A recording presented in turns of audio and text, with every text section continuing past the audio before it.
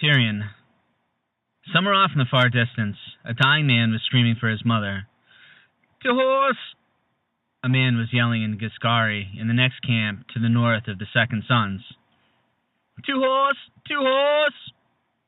High and shrill, his voice carried a long way in the morning air, far beyond his own encampment. Tyrion knew just enough Giscari to understand the words, but the fear in his voice would have been plain in any tongue. "I know how he feels." It was time to find his own horse, he knew. Time to don some dead boy's armor, buckle on his sword and dagger, slip his dinted great helm down over his head. Dawn had broken, and a sliver of the rising sun was visible behind the city's walls and towers, blindingly bright. To the west, the stars were fading, one by one. Trumpets were blowing along the Skahazadan, war horns answering from the walls of Marine.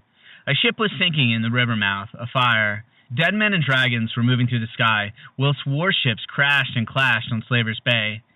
Tyrion could not see them from here, but he could hear the sounds.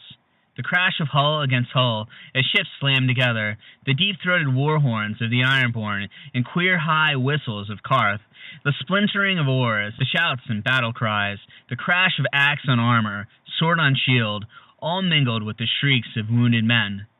Many of the ships were still far out in the bay, so the sounds they made seemed faint and far away, but he knew them all the same.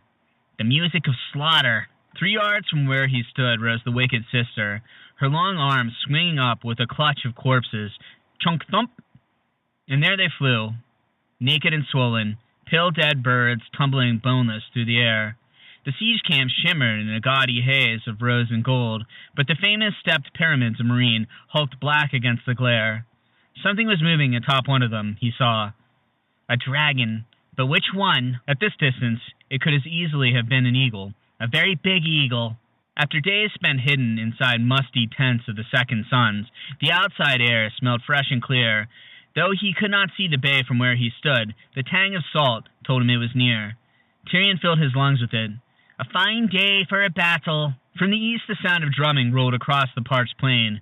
A column of mounted men flashed past the Herodon, flying the blue banners of the windblown.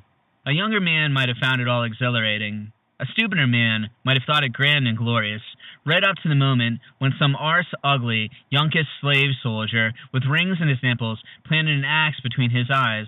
Tyrion Lannister knew better. The gods did not fashion me to wield a sword, he thought. So why do they keep putting me in the midst of battles? No one heard, no one answered, no one cared. Tyrion found himself thinking back on his first battle. Shay had been the first to stir, woken by his father's trumpets. The sweet strumpet, who'd pleasured him for half the night, had trembled naked in his arms, a frightened child. Or was all that a lie as well, a ploy she used to make me feel brave and brilliant? What a mummer she might have been. When Tyrion had shouted out for Padre Payne to help him with his armor, he'd found the boy asleep and snoring. Not the quickest lad I've ever known, but a decent squire in the end. I hope he found a better man to serve. It was queer, but Tyrion remembered the Green Fork much better than the Blackwater. It was my first. You never forget your first. He remembered the fog drifting off the river, wending through the reeds like pale white fingers, and the beauty of that sunrise. He remembered that as well. Stars strewn across a purple sky. The grass glittering like glass with the morning dew, red splendor in the east. He remembered the touch of Shay's fingers as she helped Pod with Tyrion's mismatched armor. That bloody helm, like a bucket with a spike. That spike had saved him, though, had won him his first victory, but Groton Penny had never looked half as silly as he must have looked that day. Shay had called him fearsome when she saw him in his steel, mind you. How could I have been so blind, so deaf, so stupid? I should have known better than to do my thinking with my cock.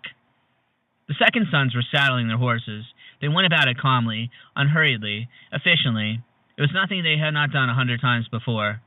A few of them were passing a skin from hand to hand, though whether it was wine or water he could not say. But Coco was kissing his lover shamelessly, kneading the boy's buttocks with one huge hand, the other tangled in his hair. Behind them, Sir Garibald was brushing out the mane of his big gelding. Kem sat on a rock, gazing at the ground, remembering his dead brother, perhaps, or dreaming of that friend back in King's Landing. Hammer and nail moved from man to man, checking spears and swords, adjusting armor, putting an edge in any blade that needed it. Snatch chewed his sour leaf, making japes and scratching at his balls with his hook hand. Something about his manner reminded Tyrion of Bronn. Sir Bronn of the Blackwater now, unless my sisters killed him. That might not be quite so simple as she thinks. He wondered how many battles these second sons had fought. How many skirmishes, how many raids, how many cities have they stormed, how many brothers have they buried or left behind to rot? Compared to them, Tyrion was a green boy, still untested, though he had counted more years than half the company. This would be his third battle. Seasoned and blooded, stamped and sealed, a proven warrior, that's me. I've killed some men and wounded others, taken wounds myself and lived to tell of them. I've led charges, heard men scream my name, cut down bigger men and better, even had a few small tastes of glory. It wasn't that a fine, rich wine for heroes, and wouldn't I like another taste? Yet with all he'd done and all he'd seen, the prospect of another battle made his blood run cold. He had traveled across half the world by way of planquin, pole boat, and pig, sailed in slave ships and trading galleys, mounted whores and horses, all the time telling himself that he did not care whether he lived or died, only to find that he cared quite a lot after all. The stranger had mounted his pale mare and was riding toward them with his sword in hand, but Tyrion Lannister did not care to meet with him again. Not now, not yet, not this day. What a fraud you are, imp. You let 100 guardsmen rape your wife, shot your father through the belly with a quarrel, twisted a golden chain around your lover's throat until her face turned black, yet somehow you still think that you deserve to live.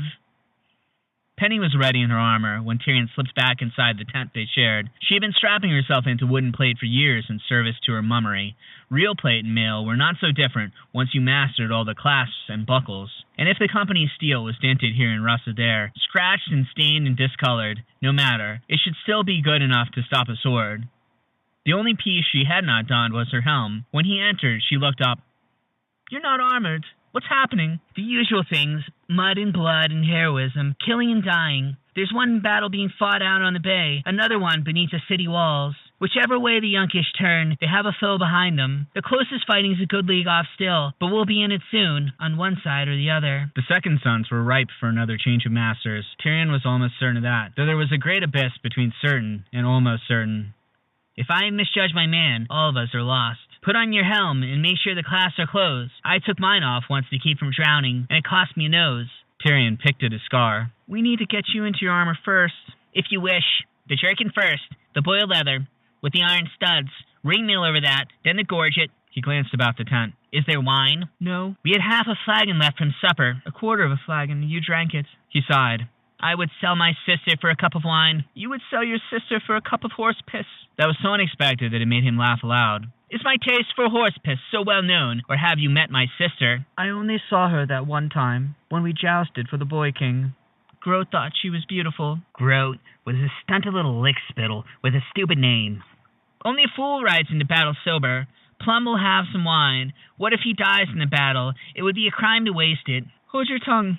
I need to lace this jerkin up." Tyrion did try, but it seemed to him that the sounds of slaughter were growing louder, and his tongue would not be held. "Pudding Face wants to use the company to throw the Iron Men back into the sea," he heard himself telling Penny as she dressed him. "What he should have done was send all his hordes to the eunuchs, full charge, before they got 10 feet from their gates. Send the cats at them from the left, us in the windblown from the right, rip apart their flanks from both ends. Man to man, the Unsullied are no better or worse than any other spearmen. It's their discipline that makes them dangerous, but if they cannot form up into a spear wall—" "Lift your arms," said Penny. "There, that's better. Maybe you should command the Yunkish men." "They use slave soldiers. Why not slave commanders?" "That would ruin the contest, though. This is just a Syvast game to the wise masters. Where are the pieces?" Tyrion canted his head to one side, considering. "They have that in common with my lord father, these slavers." "Your father? What do you mean?" "I was just recalling my first battle, the Green Fork. We fought between a river and a road. When I saw my father's host deploy, I remember thinking how beautiful it was, like a flower opening its petals to the sky. A crimson rose with iron thorns. And my father, he had never looked so resplendent. He wore crimson armor, with his huge great cloak made of cloth of gold, a pair of golden lions on his shoulders, another on his helm. His stallion was magnificent. His lordship watched the whole battle from atop that horse, and never got within 100 yards of any foe. He never moved, never smiled, never broke a sweat, whilst thousands died below him. Picture me perched on a camp stool, gazing down upon a Syvast board. We could almost be twins. If I had a horse, some crimson armor, and a grey cloak sewn from cloth of gold. He was taller, too. I have more hair. Penny kissed him. She moved so fast that he had no time to think. She darted in, quick as a bird, and pressed her lips to his. Just as quickly, it was over. What was that for? He almost said, but he knew what it was for. Thank you, he might have said, but she might take that as leave to do it again. Child, I have no wish to hurt you. He could have tried. But Penny was no child, and his wishes would not blunt the cut. For the first time for longer than he cared to think, Tyrion Lannister was at a loss for words. She looks so young, he thought. A girl, that's all she is, a girl, and almost pretty if you can forget that she's a dwarf. Her hair was a warm brown, thick and curly, and her eyes were large and trusting. Too trusting. Do you hear that sound? Said Tyrion. She listened. What is it? She said as she was strapping a pair of mismatched greaves onto his stunted legs. War. On either side of us, and not a league away. That's slaughter, Penny. That's men stumbling through the mud with their entrails hanging out. That's severed limbs and broken bones and pools of blood. You know how the worms come out after a hard rain. I hear they do the same after a big battle if enough blood soaks into the ground. That's the stranger coming, Penny. The black goat, the pale child, him of many faces. Call him what you will. That's death. You're scaring me. Am I? Good. You should be scared. We have Ironborn swimming ashore, and Sir Barristan and his Unsullied pouring out the city gates, with us between them, fighting the wrong bloody side. I am terrified myself. You say that, but you still make japes. Japes are one way to keep the fear away, wine's another. You're brave. Little people can be brave. My giant of Lannister, he heard. She is mocking me. He almost slapped her again. His head was pounding. I never meant to make you angry, Penny said. Forgive me. I'm frightened is all. She touched his hand. Tyrion wrenched away from her. I'm frightened. Those were the same words she had used. Her eyes were big as eggs, and I swallowed every bit of it. I knew what she was. I told Bronn to find a woman for me, and he brought me Shae. His hands curled into fists, and Shae's face swam before him, grinning. Then the chain was tightening about her throat, the golden hands digging deep into her flesh, as her own hands fluttered against his face with all the force of butterflies. If he'd had a chain to hand, if he'd had a crossbow, a dagger, anything, he would have, he might have, he. It was only then that Tyrion heard the shouts. He was lost in a black rage, drowning in a sea of memory, but the shouting brought the world back in a rush. He opened his hands, took a breath, turned away from Penny. Something's happening. He went outside to discover what it was. Dragons. The green beast was circling above the bay, banking and turning as longships and galleys clashed and burned below him. But it was the white dragon the sellswords were gawking at. 300 yards away, the wicked sister swung her arm, chunk-thump, and 6 fresh corpses went dancing through the sky. Up they rose, and up, and up. Then 2 burst into flame. The dragon caught one burning body just as it began to fall, crunching it between his jaws as pale fires ran across his teeth. White wings cracked against the morning air, and the beast began to climb again. The second corpse caromed off an outstretched claw and plunged straight down to land amongst some younkish horsemen. Some of them caught fire, too. One horse reared up and threw his rider. The others ran, trying to outrace the flames and fanning them instead. Tyrion Lannister could almost taste the panic as it rippled out across the camps. The sharp, familiar scent of urine filled the air. The dwarf glanced about and was relieved to see that it was Inkpots who had pissed himself, not him. You had best go change your breeches, Tyrion told him, and whilst you are about it, turn your cloak. The paymaster blanched but did not move. He was still standing there, staring as the dragon snatched corpses from the air, when the messenger came pounding up. A bloody officer, Tyrion saw at once. He was clad in golden armor and mounted on a golden horse. Loudly he announced that he had come from the supreme commander of the Yunkai, the noble and puissant Gorzak Zoaraz. Lord Gorzak sends his compliments to Captain Plum and requests that he bring his company to the bay shore. Our ships are under attack. Your ships are sinking, burning, fleeing, thought Tyrion. Your ships are being taken, your men put to the sword. He was a Lannister of Castle Rock, close by the Iron Islands. Ironborn reavers were no strangers to their shores. Over the centuries they had burned Lannisport at least thrice and raided it 24 times. Westermen knew what savagery the Ironborn were capable of. These slavers were just learning. Captain's not here just now, Inkpots told the messenger. He's gone to see the girl general. The rider pointed at the sun. Lady Malaz's command ended with the rising of the sun. Do as Lord Gorzak instructs you. Attack the squid ships, you mean? The ones out there in the water. The paymaster frowned. I don't see how, myself. But when Brown Ben gets back, I'll tell him what your Gozak wants. I give you a command. You will act upon it now. We take commands from our captain, Inkpot said in his usual mild tone. He's not here, I told you. The messenger had lost his patience, Tyrion could see. Battle is joined. Your commander should be with you. Might be, but he's not. The girl sent for him. He went. The messenger went purple. You must carry out your order. Snatch spat a wad of well-chewed sour leaf out of the left side of his mouth. Begging your pardon, he told the younkish rider, but we're all horsemen here, same as my lord. Now, a good trained warhorse. He'll charge a wall of spears. Some will leap a fire ditch, but I never once seen any horse could run on water. The ships are landing men, screamed the younkish lordling. They blocked the mouth of Skahazadan with a fire ship, and every moment you stand here talking, another 100 swords come splashing through the shallows. Assemble your men and drive them back into the sea at once. Gorzak commands it. Which one is Gorzak? Asked Kem. Is he the rabbit? Pudding face, said Inkpots. The rabbit's not fool enough to send light horse against long ships. The rider had heard enough. I shall inform Gorzak Zoraz that you refuse to carry out his order, he said stiffly. Then he wheeled his golden horse around and galloped back the way he'd come, chased by a gale of sellsword laughter. Inkpots was the first to let his smile die. Enough, he said, suddenly solemn. Back to it. Get those horses saddled. I want every man of you ready to ride when Ben gets back here with some proper orders.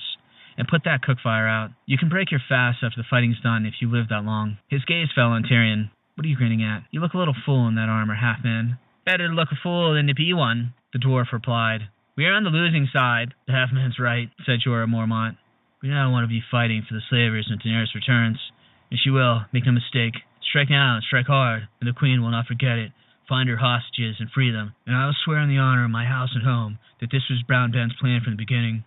Out on the waters of Slaver's Bay, another of the Carthene galleys went up in a sudden whoosh of flame. Tyrion could hear elephants trumpeting to the east. The arms of the Six Sisters rose and fell, throwing corpses. Shield slammed against shield as two spear walls came together beneath the walls of Meereen. Dragons wheeled overhead, their shadows sweeping across the upturned face of friend and foe alike. Inkpots threw up his hands.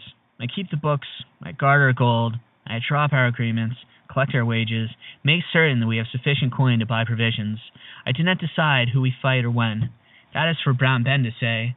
Take it up with him when he returns. By the time Plum and his companions came galloping back from the camp of the girl general, the white dragon had flown back to its lair above Meereen. The green still prowled, soaring in wide circles above the city and the bay on great green wings. Brown Ben Plum wore plate and mail over boiled leather. The silk cloak flowing from his shoulders was his only concession to vanity. It rippled when he moved, the color changing from pale violet to deep purple. He swung down from his horse and gave her over to a groom, then told Snatch to summon his captains. Tell them to make haste, added Caspario the Cunning. Tyrion was not even a sergeant, but their Syvest game had made him a familiar sight in Brown Ben's tent, and no one tried to stop him when he entered with the rest. Besides Caspario and Inkpots, Ulan and Bakako were amongst those summoned. The dwarf was surprised to see Sir Jorah Mormont there as well. We are commanded to defend the wicked sister, Brown Ben informed them. The other men exchanged uneasy glances. No one seemed to want to speak until Sir Jorah asked, On whose authority? The girls. Sir Grandfather is making for the Harridan, but she's afraid he'll turn toward wicked sister next. The ghost is already down. Marcelin's freemen broke the long lances like a rotten stick and dragged it over with chains. The girl figures Selmy means to bring down all the trebuchets. It's what I'd do in her place, Sir Jorah said. Only I would have done it sooner. Why is the girl still giving orders? Inkpot sounded baffled. Dawn has come and gone. Can she not see the sun? She's behaving as if she were still the supreme commander. If you were her and knew that pudding face are about to assume command, you might keep giving orders too, said Mormont. One is no better than the other, Caspario insisted. True, said Tyrion, but Malaza has the nicer teats. Crossbows is how you hold the wicked sister, Inkpot said. Scorpions, mangonels, that's what's needed. You do not use mounted men to defend a fixed position. Does the girl mean for us to dismount? If so, why not use her spears or slingers? Kem stuck his pale blonde head inside the tent. Sorry to disturb, my lords, but another rider's come. Says he has new orders from the Supreme Commander. Brown Ben glanced at Tyrion, then shrugged. Send him in. In here? Kem asked, confused. Here's where I seem to be, Plum said, with a trace of irritation. If he goes somewhere else, he will not find me. Out went Kem. When he returned, he held the tent flap open for a younkish nobleman in a cloak of yellow silk and matching pantaloons. The man's oily black hair had been tortured, twisted, and lacquered to make it seem as if 100 tiny roses were sprouting from his head. On his breastplate was a scene of such delightful depravity that Tyrion sensed a kindred spirit. The Unsullied are advancing towards their Harpy's daughter, the messenger announced. Bloodbeard and 2 Giscari legions stand against them. Whilst they hold the line, you are to sweep around behind the eunuchs and take them in the rear, sparing none. This by the command of the most noble and puissant, Morgar Zo Zirin, Supreme Command of the Yunkai. Morgar? Casperia frowned. No, Gorzak commands today. Gorzak Zo Araz lies slain, cut down by Pentoshi treachery. The turncloak, who names himself the Prince of Tatters, shall die screaming for this infamy. The noble Morgar swears. Brown Ben scratched at his beard. The Wimbledon have gone over, have they? He said in a tone of mild interest. Tyrion chortled. And we've traded Pudding Face for the Drunken Conqueror. It's a wonder he was able to crawl out of the flagon long enough to give a halfway sensible command. The Yonkishman glared at the dwarf. Hold your tongue, you verminous little... His retort withered. This insolent dwarf is an escaped slave, he declared, shocked. He's the property of the noble Yezan Zo Quagaz of hallowed memory. You're mistaken. He is my brother-in-arms, a free man, and a second son. Yezan slaves wear golden collars. Brown Ben smiled, his most amiable smile. Golden collars with little bells. Do you hear bells? I hear no bells. Collars can be removed. I demand that the dwarf be surrendered for punishment at once. That seems harsh. Jorah, what do you think? This... Mormont's longsword was in his hand. As the rider turned, Sir Jorah thrust it through his throat. The point came out the back of the Yonkishman's neck, red and wet. Blood bubbled from his lips and down his chin. The man took 2 wobbly steps and fell across the Cybus board, scattering the wooden armies everywhere. He twitched a few more times, grasping the blade of Mormont's sword with one hand as the other clawed feebly at the overturned table. Only then did the Yonkishman seem to realize he was dead. He lay face down on the carpet in a welter of red blood and oily black roses. Sir Jorah wrenched his sword free of the dead man's neck. Blood ran down its fullers. The white Cybus dragon ended up at Tyrion's feet. He scooped it off the carpet and wiped it on his sleeve, but some of the yunkish blood had collected in the fine grooves of the carving, so the pale wood seemed veined with red. All hail our beloved Queen Daenerys! Be she alive or be she dead? He tossed the bloody dragon in the air, caught it, grinned. We've always been the Queen's men, announced Brown Ben Plum. Rejoining the Yunkai was just a plot. And what a clever ploy it was. Tyrion gave the dead man a shove with his boot. If that breastplate fits, I want it.